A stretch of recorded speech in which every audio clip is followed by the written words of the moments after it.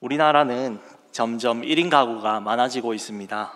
전체 가구의 31.7%가 독신 가구지요. 그래서 그 이유가 무엇인지 언론에서 인터뷰를 요청했습니다. 다양한 이유가 있었는데요. 간섭도 받지 않아서 좋은 이유가 있었고요. 또 여가 생활을 즐기며 사는 게 좋다고 대부분 이야기했습니다. 하지만 이 독신으로 사는 것에는 여러 위험이 있습니다. 건강이 위험하면 간병해 줄 사람이 없다는 약점이 있고, 또 외로움과 우울증에 쉽게 노출이 될 수 있습니다. 몇 년 전에 어린이 영화를 보러 간 적이 있습니다. 그때 한 주인공 소녀가 어떤 사건을 계기로 해서 자기의 부모님과 헤어졌다라고 말하는 것이었습니다. 여기서 보면 그냥 정상적인 부모님과 헤어졌구나 라고 생각했습니다. 그런데 그 주인공의 부모님이 아빠, 엄마가 아니라 엄마들이라는 것이었습니다. 영화가 끝나고 정신이 멍해서 한번 찾아보니까 여자 2명이 결혼해서 딸을 낳았다는 충격적인 이야기였습니다. 정말로 유명한 영화, 그것도 아이들이 보는 대중적인 영화에 이런 사상이 담겨 있는 것을 보고 올바른 가정에 대한 인식들이 참 많이 필요한 것 같습니다. 이런 시대 속에서 가정의 주의를 맞이하여 다시금 가정이 얼마나 소중하고 중요한지 우리는 배우게 됩니다. 하나님의 말씀으로 돌아가 우리에게 주신 최고의 중요한 선물, 가정에 대해서 시편의 말씀으로 함께 보면서 가정의 기초, 믿음으로 함께 서기를 원합니다. 하나님을 경외하는 가정은 첫 번째, 일하는 수고로 살아갑니다. 시인은 하나님을 사랑하고 그의 길을 걷는 자마다 복이 있다고 선언합니다. 그의 길을 걷는다는 것은 하나님의 말씀과 계명대로 살고자 하는 것을 말합니다. 그리고 하나님을 위해 살아가는 의인은 수고한 대로 먹고 형통할 것이라고 하죠. 세상은 자신의 가치와 방식대로 살아갑니다. 하나님을 모르기에 그들은 악인의 길, 멸망의 길을 걷는 것이죠. 반면에 하나님을 알고 그를 위해 사는 의인은 복된 길을 걷습니다. 앞장 시편 127편 1절에서 이렇게 말합니다. 여호와께서 집을 세우지 아니하시면 세우는 자의 수고가 헛되며 여호와께서 성을 지키지 아니하시면 파수꾼의 깨어있음이 헛되도다 라고 말합니다. 2절에서도 너희가 일찍이 일어나고 늦게 누우며 수고의 떡을 먹음이 헛되도다 라고 말씀하십니다. 여기서 계속적으로 나오는 단어가 무엇입니까? 하나님 없이는 그 모든 것들이 헛되다라는 것입니다. 이와 반대로 날마다 하나님의 말씀과 계명대로 살아가는 자들은 헛되지 않습니다. 바로 복되다라고 오늘 선포하고 있습니다. 2절에서 오늘 128편 2절에서는 말합니다. 내가 내 손이 수고한 대로 먹을 것이다 라고 합니다. 여러분들은 파이어족에 대해서 들어보셨습니까? 파이어족이란 경제적으로 자립하고 조기 은퇴를 뜻하는 합성어입니다. 즉 30대에서 40대 초반까지 열심히 돈을 모아서 노년에 노후를 위해서 젊은 나이에 빨리 은퇴한다는 것을 말합니다. 물론 이것이 불합리적인 회사 구조와 개인의 시간이 없는 삶들, 우리의 생활에서 언제든지 경제 위기가 올 수도 있다는 생각에 파이어족을 되는 이유입니다. 하지만 노동을 벗어나 현실에 대한 도피로 이 파이어족을 꿈꾸는 사람들도 많다고 합니다. 그런데 여러분, 하나님이 주신 노동은 우리에게 처음부터 저주였을까요? 그렇지 않습니다. 그것은 바로 하나님의 복이었습니다. 첫사람 아담도 일을 하였습니다. 어떤 일을 하였습니까? 창세기에 보시면 2장 15절에 이렇게 말합니다. 여호와 하나님이 그 사람을 처음에는 동물들의 이름을 지어줬습니다. 그는 즐겁게 그 이름을 지어주면서 동물들의 특징을 정했습니다. 또한 그는 밭을 경작하면서 즐겁게 일을 했습니다. 창세기 2장 15절은 이렇게 말합니다. 여호와 하나님이 그 사람을 이끌어 에덴 동산에 두어 그것을 경작하며 지키게 하시고, 여기서 조금만 수고해도 원하는 열매가 주렁주렁 자라서 기쁨으로 먹을 수 있었습니다. 그러나 지금은 어떻습니까? 아담의 이후 죄로부터 온 힘을 쏟아도 일하지 않으면 결실을 얻을 수 없는 그 저주받은 노동이 되었습니다. 그래서 우리의 수고는요, 어쩔 때는 눈물과 힘이 듭니다. 힘써 아무리 일해도 소득이 없을 때가 있습니다. 얼마 전 성도님들과 삶과 일하는 부분에 대해서 나눴는데 세상에서 일하며 산다는 것이 얼마나 수고하고 힘든지 모릅니다. 매주 예배에 나와 그럼에도 매주 예배에 나와서 우리 성도님들이 정말 예배드리고 하나님의 은혜를 구하는 게 참으로 귀하고 대단하신 것 같습니다. 이러한 우리의 수고에 대해서 예수님께서 말씀하십니다. 마태복음 11장 28절 수고하고 무거운 짐진 자들아 다 내게로 오라 내가 너희를 쉬게 하리라. 주님은 우리의 영적인 무거운 짐도 드시지만 수고하고 힘써 일한 우리에게 위로를 주심을 믿으시기 바랍니다. 성도 여러분, 날마다 참 일터에서 수고가 많으십니다. 우리의 노동이 단순히 먹고 살기만을 위한 고통과 저주가 아니라 하나님이 주시는 참된 안식과 내일에 대한 소망임을 우리는 믿습니다. 내일부터 다시 시작되는 삶 속에 주님이 주시는 안식과 위로를 바라보며 우리가 힘써 일하고 승리하시기를 소망합니다. 믿음으로 서는 가정은 어떠한 삶이 있습니까? 두 번째는요, 아름다운 교제가 있습니다. 3절에서 가족에 대해서 아름답게 묘사되고 있습니다. 먼저 아내에 대해서 보면요, 아내는 집 안방에 있습니다. 그런데 이 집 안방은 타인이 함부로 접근할 수가 없습니다. 오직 남편만이 그 안에 들어가 그녀와 사랑을 나눌 수 있습니다. 하나님께서는 잠언 5장 15절에 이렇게 말씀하시죠. 너는 내 우물에서 물을 마시며 내 샘에서 흐르는 물을 마시라. 내 우물과 샘은 아내를 말합니다. 그리고 그것을 마신다는 것은 물이 죄송합니다. 아내와 기쁨을 나누라는 뜻입니다. 부부 사이는 누구도 침범할 수 없는 작은 천국이고 샘이라는 것이죠. 또 다음 절 잠언 5장 16절에는 내 샘물을 집 밖으로 넘치게 하며 내 도랑물을 거리로 흘러가게 하겠느냐고 합니다. 아내를 사랑하지 않고 다른 사람에게 기쁨을 얻는 것은 물이 흘러 타인에게 흘러간다는 것입니다. 이렇게 부부간의 사랑이 무너지면 가정은 곧 깨어지고 맙니다. 우리는 하나님이 모든 행동을 알고 계십니다. 그 마음까지도 아시며 그 마음까지도 아시는 것을 우리는 기억해야 합니다. 그러므로 하나님 앞에서 우리는 가정을 힘써 지켜야 됩니다. 아내는 일하고 수고한 남편에게 격려해 주기 바랍니다. 같이 살면 얼마나 부족한 모습들이 많이 있습니까? 하지만 하나님께서는 그를 가정의 지도자요 제사장으로 세우셨기 때문에 여러분 그 권위를 인정하시고 세워주시기를 바랍니다. 또 아내만이 아니라 지금 여기 계신 남편 되신 여러분들 함께 가정을 세우시기 바랍니다. 여러분 경상도 남자들이 아내에게 하는 세 마디가 무엇인지 아십니까? 밥도, 아는, 자자 이 세 마디로 모든 것이 끝납니다. 그런데 여러분 우리 그리스도인들은 이런 것으로 대화가 끝나면 안 되겠지요. 어떻게 말해야겠습니까? 여보 오늘 정말 맛있는 밥 한다고 너무 수고했어. 오늘 힘든 일은 없었어요 라고 대화하면서 우리 아내분들에게 대화를 하면 그분들은 힘을 얻을 줄 믿습니다. 이러한 기쁨을 위해서 무엇이 필요합니까? 서로에게 자기 희생이 필요한 것입니다. 나만 편하게 살고 싶고 대접받고 싶다면 한쪽은 지칠 수밖에 없습니다. 우리는 결혼 반지에 약지를 끼는 이유가 무엇인지 아십니까? 서양에서는 이 약지가 끼는 것이 약지 쪽에 심장과 연결된 신경이 있다고 생각합니다. 즉 나의 심장을 바쳐서 헌신하겠다는 약속이죠. 예수님은 우리의 신랑이 되시고 신부된 우리는 교회입니다. 우리를 위해 그분께서 무엇을 주셨습니까? 자신의 목숨을 주시고 헌신하시며 우리를 그분의 피값으로 사셨습니다. 여러분 그 마음을 생각하신다면 우리 부부 사이에 사랑과 헌신으로 살아갑시다.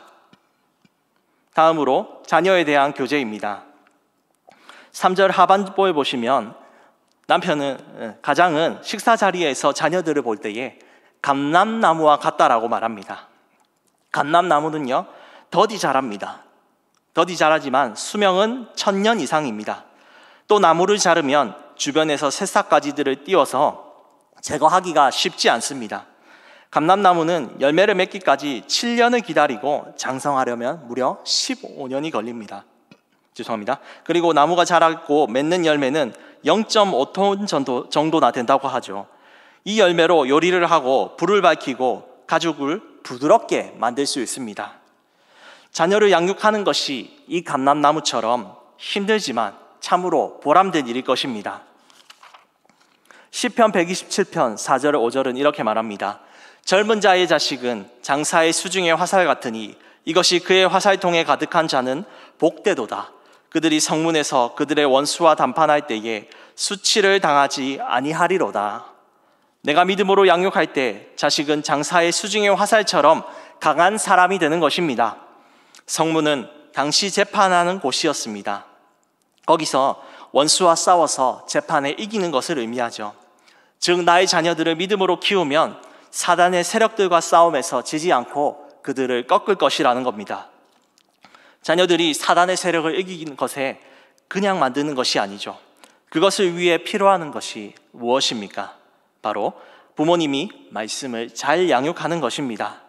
그러기 위해서는 내가 먼저 그 말씀에 열정을 가지고 잘 배우고 잘 가르쳐야겠습니다. 초등부 사역을 하며 제가 참 깜짝 놀랐던 것이 있었습니다. 그것은 우리 부모님들이 신앙교육에 대해서 매우 많은 관심과 열정이 있었던 것이었습니다. 그래서 저는 우리 수정교회를 볼 때에 많은 미래가 정말 우리 미래를 볼 때에 정말 기대가 됩니다. 감람나무도 열매 맺기까지 15년의 세월이 걸리는데 여러분, 우리 자녀들은 더 많은 세월이 걸릴지라도 우리는 포기하지 말고 그들을 향하여 믿음으로 키우시고 교육하시기 바랍니다. 그러할 때에 많은 열매와 결실을 맺을 것입니다. 어느 간증 프로그램을 본 적이 있습니다. 이 사람은요, 식품과 화장품으로 사업에 성공하고 또 유튜브를 통해서 좋은 모습들을 믿지 않는 사람들에게 많이 보여주고 있습니다. 그런데 이분이 어릴 때 어머님이 힘들 때나 어려울 때 교회에 가셔서 십자가 앞에 울며 기도하는 모습을 보았다고 합니다. 그래서 이분은 그때 당시에 믿음이 없어서 어머니에게 항상 말했다고 합니다. 엄마, 교회 가면 무슨 문제가 해결됩니까? 해결된 적이 한 개도 없잖아요 라고 얘기했을 때 어머니는 우시면서 얘기했다고 합니다. 그런데 아들아, 내가 교회 가면 하나님이 나를 두 팔 벌려서 안아주시는 것 같아 라고 그분이 간증을 하신 것이죠. 그 이후에 이분이 하나님을 만나 알게 되면서 인생에 어려움이 있을 때에 그는 깨닫게 되었습니다. 진짜 신앙인은 어머니처럼 십자가 앞에 우는 것이구나, 그것을 깨달게 되었습니다. 성도 여러분, 우리가 남편과 아내, 부모와 자녀로서 서로를 사랑하고 헌신하며 섬기면 가정은 더 아름답게 변하고 하나님께 복을 받는 줄 믿습니다. 우리의 가정은 무엇으로 삽니까? 그 마지막은요, 교회 중심으로 사는 것입니다. 5절 말씀에서 하나님은 시온에서 복을 주신다고 합니다. 시온은 어떤 곳입니까? 이스라엘 백성들이 하나님을 만나고 예배하는 곳 예루살렘입니다. 하나님께 예배하는 백성은 예루살렘이 번영하고 잘 되는 것을 봅니다. 또한 그가 자식들의 자식을 볼 것이라고 합니다. 이스라엘이라는 나라가 계속해서 후손들이 태어나 가정과 나라를 이어갈 것을 말합니다. 신명기 5장 10절에는 이렇게 말하죠. 나를 사랑하고 내 계명을 지키는 자에게 천대까지 은혜를 베푸느니라. 당시에 시편 128편에 있는 사람들은 이런 사람들이었습니다. 바벨론에서 돌아온 포로들이었습니다. 그들은 다시 포로 생활을 하지 않고 하나님의 말씀을 지켜 행하려고 여러 가지의 시편의 내용들을 정리하였습니다. 그러다가 이 솔로몬이 정리하였던 이 128편을 보면서 그들은 깨달았습니다. 솔로몬이 얼마나 하나님 중심, 예루살렘 중심으로 살라고 했는데 우리는 그렇지 못하고 우상을 섬기고 내 삶이 바빠서 그렇게 살았는데 그렇기 때문에 우리가 포로 생활을 했구나 알게 되었습니다. 그리고 포로 귀환 후에 폐허가 된 그 성전을 다시 지으면서 그들은 기도했습니다. 비록 하나님, 솔로몬 성전보다 이곳이 작지만 우리가 다시 하나님 중심으로 모여서 말씀을 듣고 예배를 할 때에 나라를 새롭게 하여 주시옵소서, 그렇게 기도하면서 나아갔습니다. 하나님을 사랑하고 계명을 지키는 첫걸음은 교회 중심으로 살아가는 것입니다. 어떤 것보다 주님을 위해 살고 움직이는 것이죠. 교회의 주인이 누구이십니까? 머리 대신 우리 주 예수 그리스도입니다. 그렇기에 우리는 주님의 말씀을 듣고 순종해야 됩니다. 예수님은 우리를 하나로 부르셨습니다. 성도들 모두가 다양한 개성이 있고 삶이 있지만 하나님은 함께 모여서 교제하도록 지으셨습니다. 요즘 교회에 소그룹 사역이 활성화가 잘 되고 있는 것 같아서 정말 즐겁습니다. 구역별 성경 퀴즈 대회를 통해서 그동안 못 오시던 분들도 많이 오고 계시고 교제하며 또 사진도 찍고 올리시는 것을 볼 때에 참 얼마나 감사한지 모르겠습니다.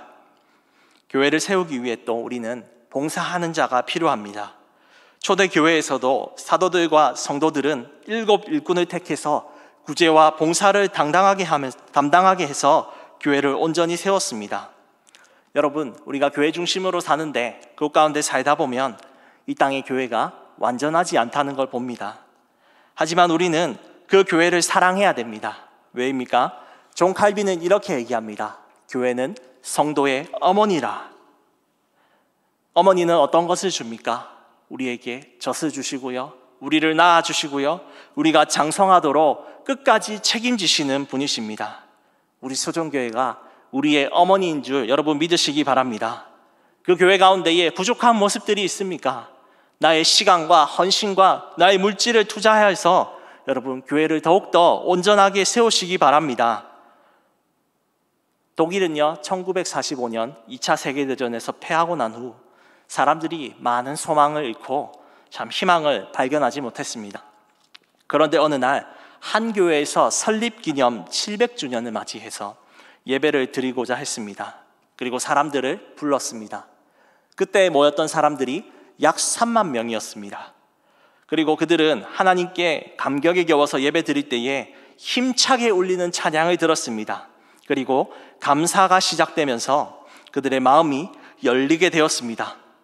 그리고 그들은 용기를 내어서 하나님께 기도하며 결단했습니다. 주님, 우리가 전쟁을 하였던 것 때문에 이 나라가 황폐해졌지만 다시 하나님께 교회에서 예배드리며 뭉치며 살아갈 때에 우리나라를 일으켜 주십시오. 그렇게 기도하고 난 후 그들은 교회를 세웠습니다.